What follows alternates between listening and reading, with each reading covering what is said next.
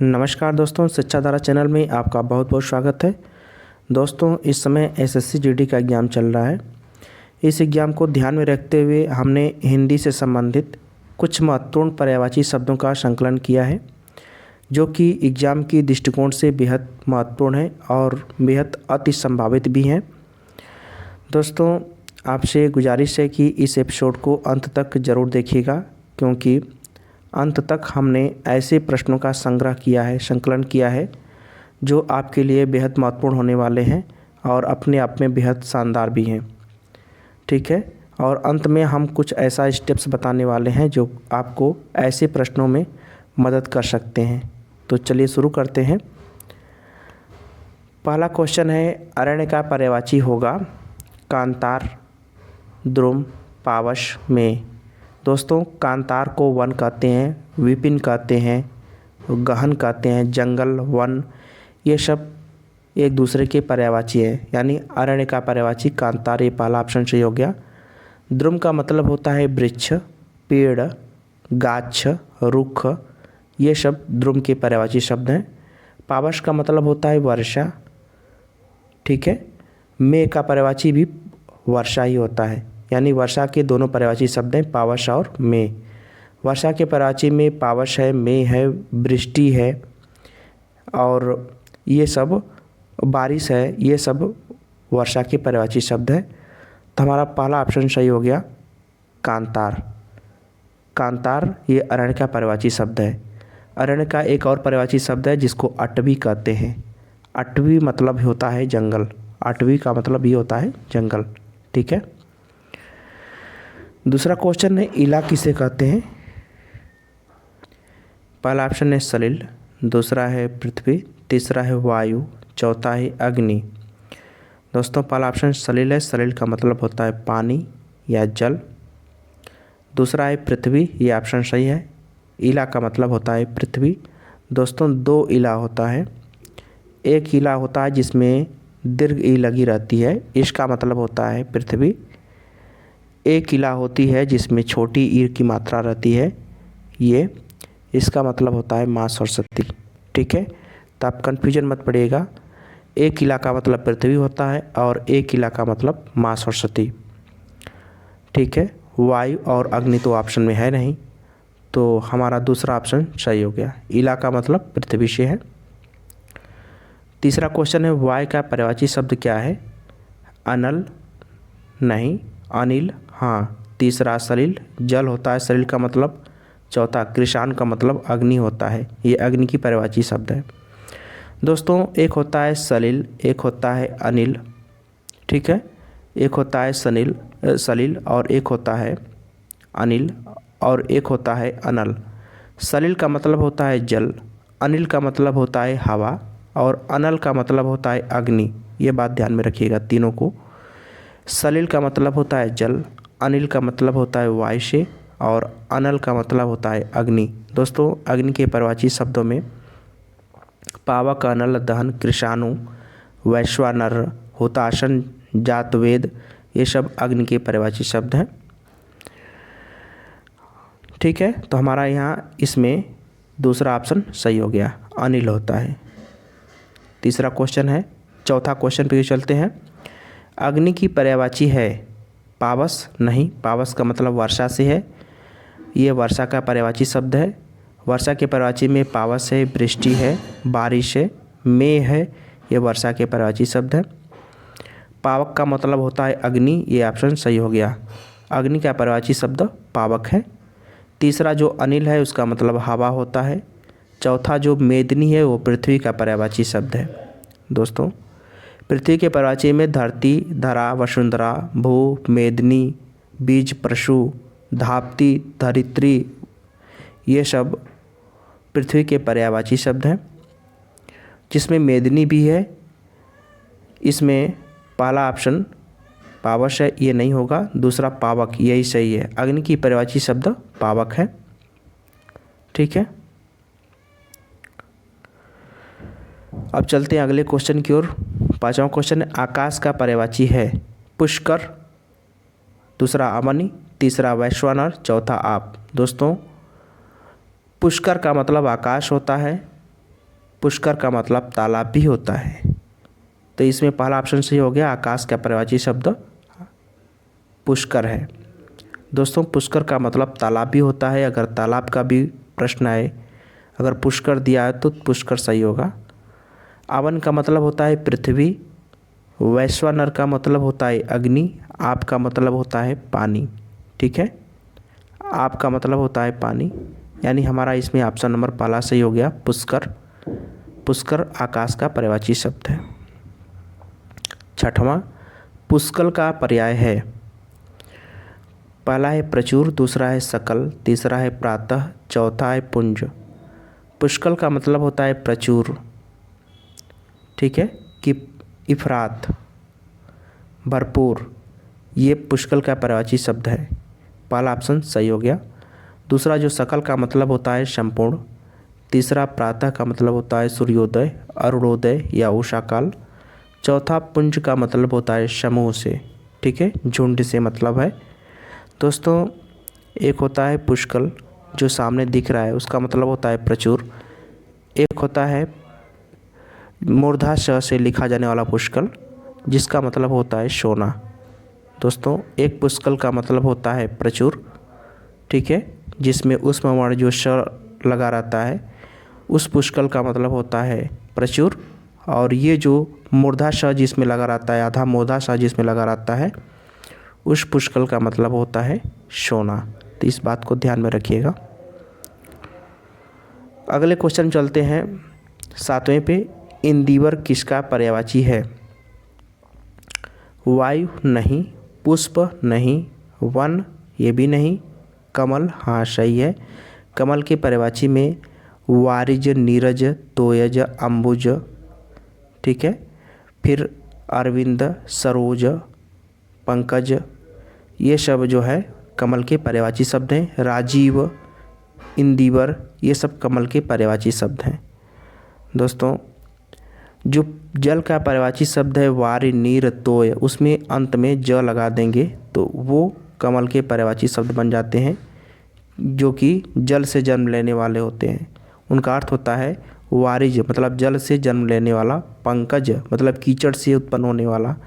ये सब कमल के पर्यायवाची शब्द हैं। पुष्प, पुष्प के पर्यायवाची में पुष्प प्रसून होता है, फूल होता है, कुसुम, ये पुष्प के पर्यायवाची शब्द है। ठीक है, ये नहीं होगा। तो इंदिवर का पर्यायवाची शब्द कमल, जो कि लास्ट ऑप्शन सही है। ठीक है, 8वां क्वेश्चन है किरण का पर्यायवाची है। पानी नहीं होगा, मयूख हाँ ये सही है। किरण के पर्यायवाची में एक होता है मयूख, एक होता है मरीचि, एक होता है अंशु, एक होता है रश्मि। ठीक है, ये किरण के पर्यायवाची शब्द हैं। ग्रीवा का मतलब होता है कंठ। मार का मतलब ये कामदेव का पर्यायवाची है। मार, अश्मर, कंदर्प। ठीक है, मनसिज, मनमथ, ये सब कामदेव के पर्यायवाची शब्द हैं, जिसमें मार भी है। तो हमारा इसमें ऑप्शन नंबर दूसरा सही हो गया, मयूख। 9वां क्वेश्चन है पिक किसे कहते हैं? पहला है शुनक, नहीं, शुनक का मतलब होता है कुत्ता से।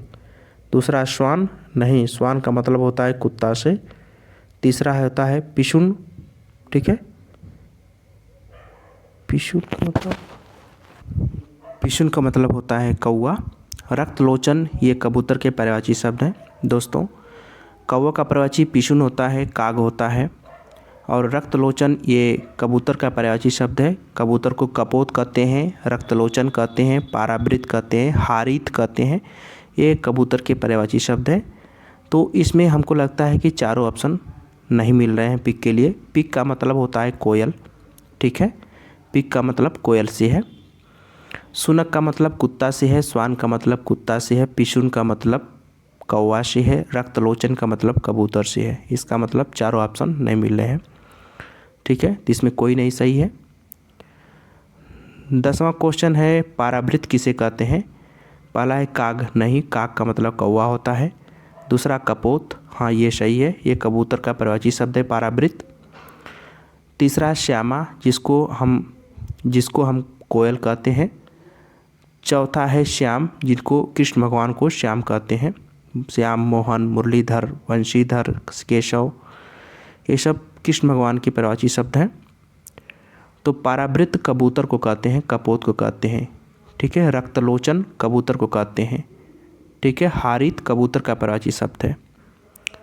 तो इसमें हमारा ऑप्शन नंबर दूसरा सही हो गया। 11वां क्वेश्चन है, सोना का पर्यायवाची है जातरूप, कदली, कच्छ, हेरंब। दोस्तों जातरूप का मतलब सोना होता है, ये सही हो गया। और जातवेद का मतलब अग्नि होता है, ये भी ध्यान रखने वाली बात है। जातरूप का मतलब सोना होता है, जातवेद का मतलब अग्नि से है, कदली का मतलब केला है, कच्छ का मतलब बाल है, हेरम का मतलब गणेश भगवान, ठीक है। तो इसमें पहला ऑप्शन सही हो गया। क्वेश्चन नंबर 12 है, जानवी किसे कहते हैं। पहला ऑप्शन है यमुना, दूसरा है गंगा, तीसरा है निकेत, चौथा है धेनु। दोस्तों जानवी गंगा नदी को कहते हैं, गंगा नदी को जानवी के नाम से जानते हैं, ठीक है। यमुना नदी को अर्कसुता या फिर सूर्यसुता, रविसुता, रवितनया, भानुतनया के नाम से जाना जाता है। गंगा को मंदाकिनी, भागीरथी, जानवी, ठीक है, इसी नाम से जाना, त्रिपथका के नाम से जाना जाता है। निकेत का मतलब होता है घर, ठीक है। धेनु का मतलब होता है गाय से है, यानी हमारा ऑप्शन नंबर दूसरा सही है, गंगा नदी। 13वें प्रश्न पे चलते हैं, चक्षु का पर्यायवाची शब्द क्या है। दृग, मलय, चंचला, उर। दोस्तों दृग का मतलब होता है नेत्र, आँख, चक्षु, यानी चक्षु का पर्यायवाची शब्द क्या हो गया, दृग। इसमें ऑप्शन नंबर पहला सही हो गया। मलय का मतलब होता है चंदन, चंचला का मतलब होता है बिजली, उर का मतलब होता है वक्ष, हृदय स्थल, वक्ष स्थल, छाती, ये उर का मतलब होता है छाती से है। चंचला का मतलब होता है बिजली, दामिनी, तड़ित। मलय का मतलब चंदन से है, दृग का मतलब आँख से है, यानी पहला ऑप्शन सही हो गया, दृग। 14वें क्वेश्चन चलते हैं, करी किसका पर्यायवाची है। खगेश, गज, वैशाख नंदन, शशांक। दोस्तों करी गज को कहते हैं।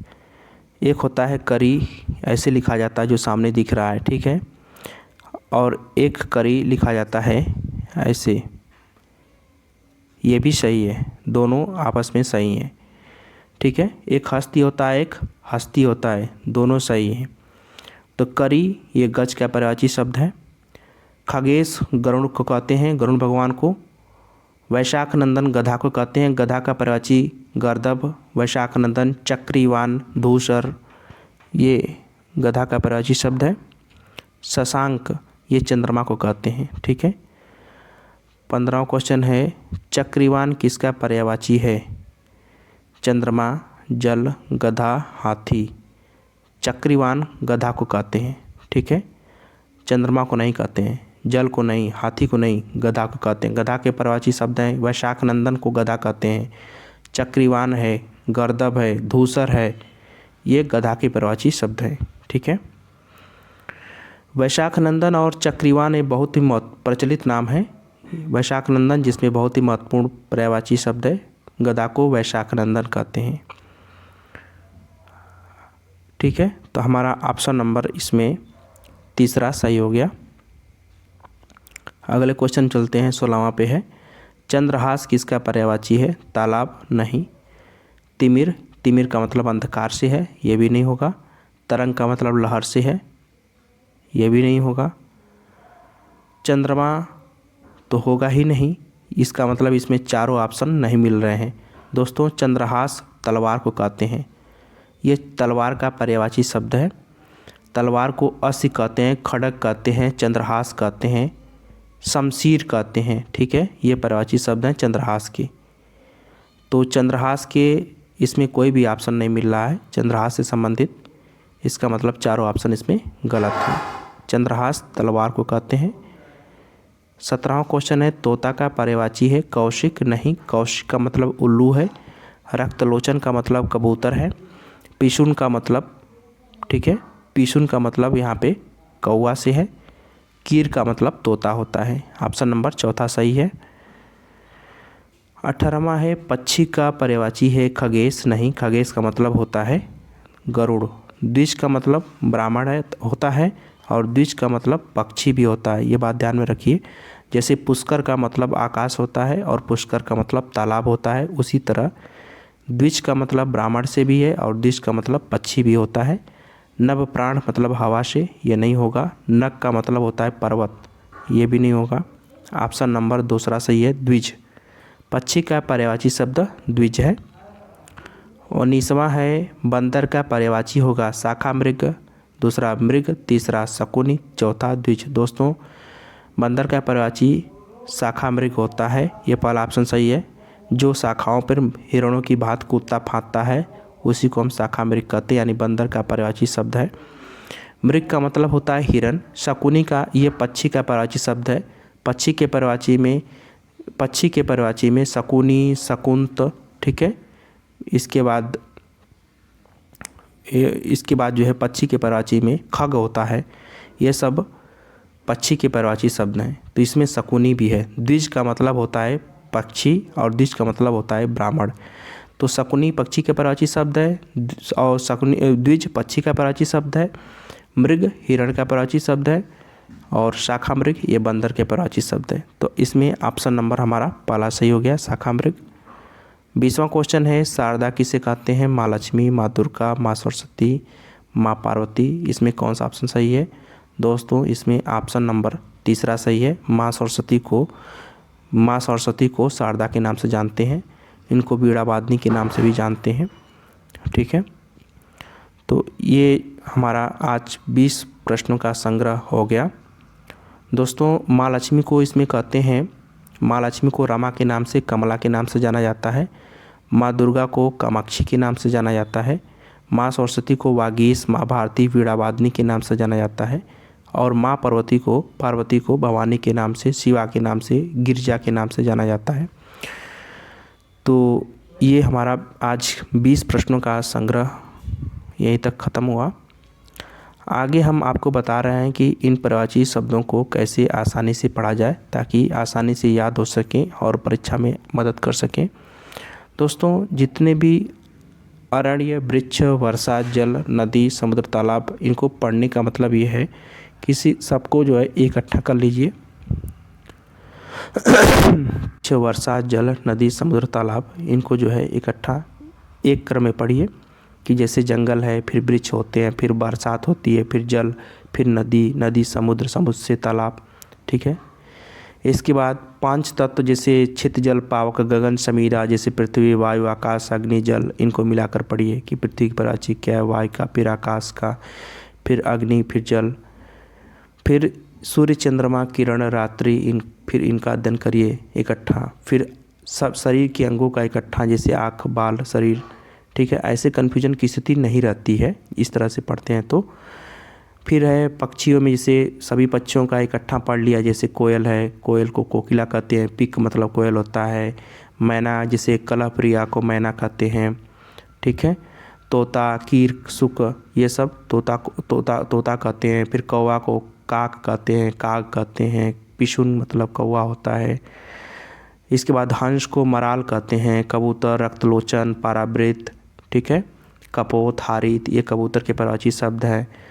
कौशिक को उल्लू कहते हैं। ऐसे पढ़िए, सभी पक्षियों को इकट्ठा करके पढ़ेंगे तो आसानी से याद हो जाएगा, ठीक है। इसके बाद मेढक और सर्प जैसे अय, विषधर, ब्याल, ये सब जो है सर्प और मेढक का पढ़ लिया।